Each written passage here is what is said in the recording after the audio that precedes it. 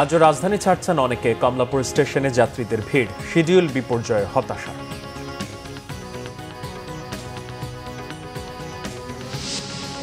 ট্রাম্পের আলটিমেটামের জবাবে হরমুজ পুরোপুরি বন্ধের হুমকি ইরানের। তেহরান সহ কয়েকটি শহরে ইসরায়েলের তাণ্ডব। 4 মৌসুম পর লিগ কাপ ম্যান সিটির। নিকো ওরেলির জোড়া গোলে আর্সেনালের বিপক্ষে ফাইনাল জয়।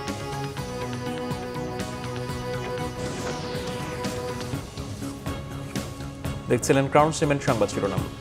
আজও ট্রেনে চড়ে রাজধানী ছাড়ছেন অনেকেই। সকাল থেকে কমলাপুর রেল স্টেশনে দেখা যায় যাত্রীদের উপচে পড়া ভিড়। কিছুটা শিডিউল বিপর্যয়ের মধ্য দিয়ে ট্রেন চলাচল করছে আজ।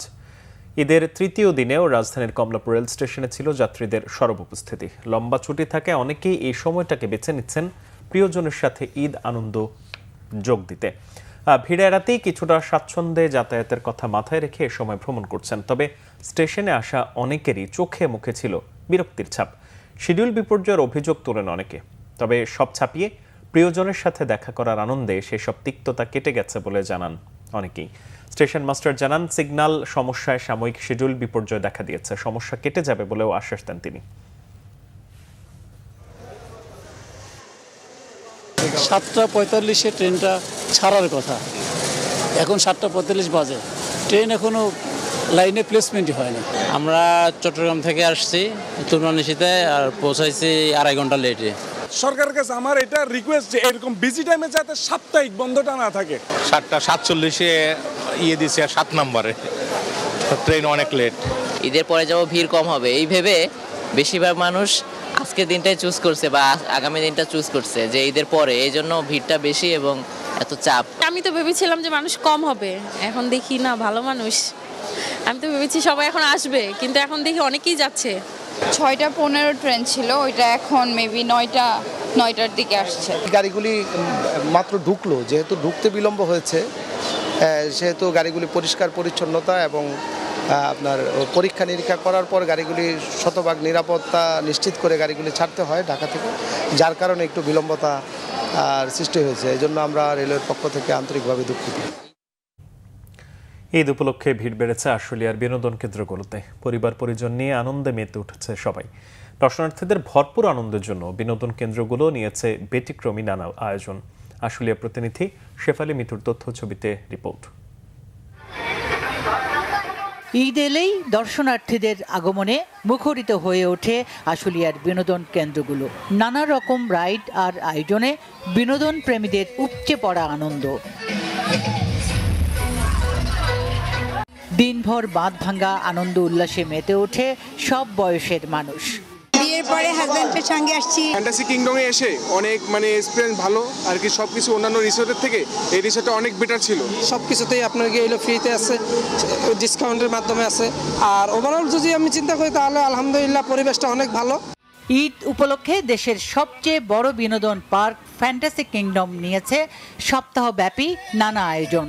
ওয়াটার কিংডম সহ বিভিন্ন রাইডে দিয়েছে বিভিন্ন সুযোগ সুবিধা। আমাদের উদ্দেশ্য হচ্ছে প্রত্যেকটা বিনোদন পিপাসু মানুষ যাতে ফ্যান্টাসি কিংডমে এসে তাদের ঈদটাকে পরিপূর্ণ করে নিয়ে যেতে পারে। ঈদের সময় আমরা স্পেশাল প্যাকেজ দিয়েছি, আপনারা জানেন 1299, 1499 এবং 1599। আমাদের সব থেকে বড় কনসার্ন সেটা হচ্ছে সেফটি অ্যান্ড সিকিউরিটি। এদিকে ছোট বড় সবার জন্য নানা আয়োজন করেছে নন্দন পার্ক কর্তৃপক্ষ। ফ্রি রাইড সহ নানা রকম প্যাকেজে দর্শনার্থীদের টানছে পার্কটি। খুব সুন্দর লেগেছে, পরিবেশও খুব সুন্দর। ঈদের যে এরকম একটা আমেজ, আমরা নন্দনের আসলে এই এত সুন্দর একটা উপভোগ্য পরিবেশ, এটা আসলে বলার মতো ভাষা নাই। আমরা 700 টাকার প্যাকেজ দিছি, যেগুলো ছিল সবগুলোতে উঠছি আমরা। পরিবেশটা অনেক ভালো, আর ঈদের ছুটি, সবাই মিলে একসাথে আসছি একটু ঘোরার জন্য। আমরা এবার ঈদের আয়োজনে রাখছি বিভিন্ন ধরনের প্যাকেজ, বিশেষ করে 2টি রাইড সংযোজন করা হয়েছে আমাদের। একটি হচ্ছে নন্দন হুইল আর একটা হচ্ছে 9D সিনেমা থিয়েটার, যা বাংলাদেশের বিভিন্ন পার্কে এই রাইডগুলো পাওয়া যায় না। প্রতিবারের মতো এবারও নানা সুযোগ সুবিধা আর মন মাতানো বর্ণিল সব আয়োজনে খুশি দর্শনার্থীরা। Bangla Vision news desk. Inqilab মঞ্চের মুখপাত্র শরীফ ওসমান হাদি হত্যা মামলার প্রধান অভিযুক্ত ফয়সাল করিম মাসুদ এবং তার সহযোগী আলমগীর হোসেনকে কলকাতার কারাগারে পাঠানো হয়েছে। রোববার 14 দিনের রিমান্ড শেষে কলকাতার বিধাননগর আদালতে তোলা হলে তাদেরকে কারাগারে পাঠানোর আদেশ দেওয়া হয়। কারাগারে তাদেরকে ভারতীয় জাতীয় গোয়েন্দা সংস্থা NIA জিজ্ঞাসাবাদ করবে। এর আগে রিমান্ড শেষ হওয়ার পর শারীরিক পরীক্ষার জন্য ফয়সাল আলমগীরকে বিধাননগর হাসপাতালে নেওয়া হয়। শরীফ ওসমান হাদি হত্যা মামলার প্রধান সন্দেহভাজন ফয়সাল ও তার সহযোগী আলমগীরকে গেল 8 মার্চ গ্রেপ্তার করে পশ্চিমবঙ্গ পুলিশের STF।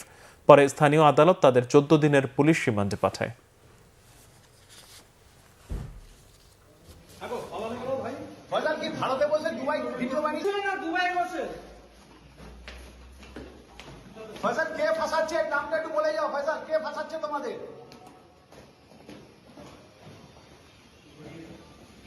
নো, আমি এই কাজই করি না, এই ধরনের কোনো কাজে আমি ছিলাম না।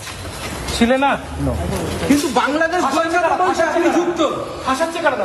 ফাঁসাচ্ছে কারা? ফাঁসাচ্ছে কারা? আমি জানি না। তুমি পালাতে গেল? আগো পালাতে গেল ভাই? ফয়সাল কি ভারতে বসে দুবাই ভিডিও বানিয়েছিলে যে আমি দুবাইতে আছি? এই সিঁড়ি বন্ধ আমরা। ফয়সাল ভিডিওটা কি ভারতে করেছিলেন না দুবাইয়ে বসে? বিএনপির সিনিয়র যুগ্ম মহাসচিব রুহুল কবির রিজভী বলেছেন, যারা কুৎসা রটাচ্ছে তাদের ওপর ফ্যাসিবাদের তকমা লেগে যাবে। আর ঢাকা দক্ষিণ সিটি কর্পোরেশনের প্রশাসক আব্দুল সালাম জানিয়েছেন, গণতন্ত্রকে প্রাতিষ্ঠানিক রূপ দেওয়ার কাজ চলছে। রিপোর্ট করছেন সিকান্দার রেমান। জিয়া পরিষদের ৩৮তম প্রতিষ্ঠা বার্ষিকী উপলক্ষে শহীদ রাষ্ট্রপতি জিয়াউর রহমানের মাজার জিয়ারতে যান সংগঠনটির নেতাকর্মীরা। এই দেশের জনগণ যে গণতন্ত্র বঞ্চিত ছিল, আগামীতে যাতে গণতন্ত্রটাকে আমরা প্রাতিষ্ঠানিক রূপ দিতে পারি, এই দেশের মানুষের মুখে যাতে আমরা স্বাধীনতার যে স্বপ্ন, সেই স্বপ্ন বাস্তবায়নের লক্ষ্যে যাতে জিয়া পরিষদ অবিরাম কাজ করে যেতে পারে। নয়াপল্টন বিএনপির কেন্দ্রীয় কার্যালয়ে সংবাদ সম্মেলন করেন দলের সিনিয়র যুগ্ম মহাসচিব রুহুল কবির রিজভী। সমালোচনা, ন্যায়সঙ্গত সমালোচনা, সেই সমালোচনা করার প্রত্যেকেরই অধিকার আছে, জন অধিকার আছে। কিন্তু মানে কুৎসা রটানো করা, এটা তো হচ্ছে শেখ হাসিনার কাজ। কুৎসা রটানো করা এটা হচ্ছে ফ্যাসিবাদের কাজ। তো ফ্যাসিবাদের লক্ষণগুলোকে ধারণ করে যদি কেউ কাজ করেন, যারা আজকে বর্তমান সরকারের নানাভাবে মিথ্যাচার করার চেষ্টা করছেন, তাদের উপরেই কিন্তু ফ্যাসিবাদের তকমা জুড়ে যাবে। স্বাধীনতা দিবস উপলক্ষে ২৬শে মার্চ জাতীয় স্মৃতিসৌধে শ্রদ্ধা নিবেদনের পর শহীদ রাষ্ট্রপতি জিয়াউর রহমানের মাজারে ফাতেহা পাঠের কর্মসূচির কথা জানান রুহুল কবির রিজভী। জাতীয় জীবনের একটি সিকান্দার রেমান, বাংলা ভিশন, ঢাকা। অর্থ পরিকল্পনা মন্ত্রী আমির খসরু মাহমুদ চৌধুরী বলেছেন, যুদ্ধাবস্থায় কঠিন সময়ে অনেক দেশ জ্বালানি তেলের দাম ২-৩ বার বাড়ালেও এই সরকার তেলের দাম না বাড়িয়ে নির্বাচনী প্রতিশ্রুতি বাস্তবায়ন করছে। রোববার দুপুরে চট্টগ্রাম মহানগরীর মেহেদীবাগের বাসায় সাংবাদিকদের তিনি এসব কথা বলেন। এই বাসায় সকাল থেকে দুপুর পর্যন্ত দলীয় নেতাকর্মীদের সাথে ঈদ উৎসব উদযাপন করেন আমির খসরু। যুদ্ধাবস্থায় সবকিছু ম্যানেজ করা কঠিন মন্তব্য করে তিনি বলেন, মধ্যপ্রাচ্যে যুদ্ধ সরকারের নিয়ন্ত্রণে নেই। এই অবস্থায় জনগণের সহযোগিতা, সংযম প্রয়োজন।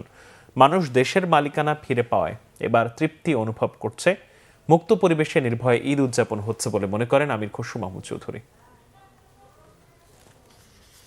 সবকিছুতে সেখানে একটা আবার যুদ্ধ শুরু হয়েছে, এর মধ্যে দ্রব্যমূল্য স্থিতিশীল রাখা, তেলের দাম বাড়ানো হয়নি।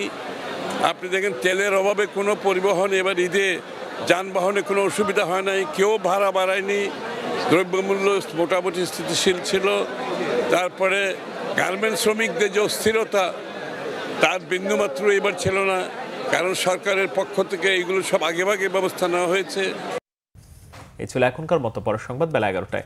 এছাড়া বাংলাদেশের সংবাদ ও সংবাদ সংশ্লিষ্ট অনুষ্ঠান দেখতে ভিজিট করুন www.bbnews24.com ও facebook.com/bangladeshi news এবং সাবস্ক্রাইব করুন youtube.com/bangladeshi news। ধন্যবাদ।